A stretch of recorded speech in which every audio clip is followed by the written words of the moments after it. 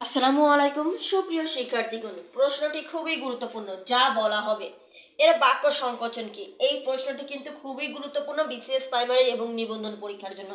একবার ভিডিওটি দেখলেই ইনশাল্লাহ আর আপনারা কখনোই ভুলবেন না।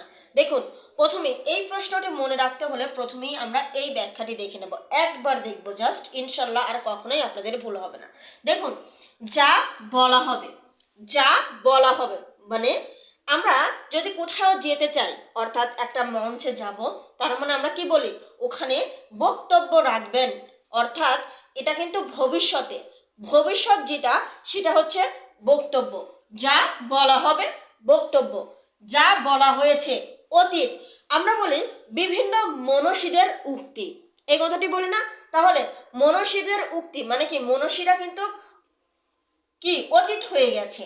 তো যা অতীত সেটি কিন্তু উক্তি, যা অতীত সেটি কিন্তু উক্তি। তার মানে যা বলা হবে বক্তব্য, যা বলা হয়েছে উক্তি বা উক্ত, যা বলার যোগ্য যোগ্য। দেখুন এইখানেও রফলা আছে, বাচ্য এইখানেও রফলা আছে। তাহলে যা বলার যোগ্য সেটি হচ্ছে বাচ্য। যা ঘটবে ভবিতব্য, বলে এটা তো ঘটবে, এটাই তো আমাদের ভবিতব্য। আশা করি বুঝতে পেরেছেন। তাহলে যা বলা হবে এর বাক্য সংকোচন কোনটি? অবশ্যই কমেন্ট করে জানাবেন।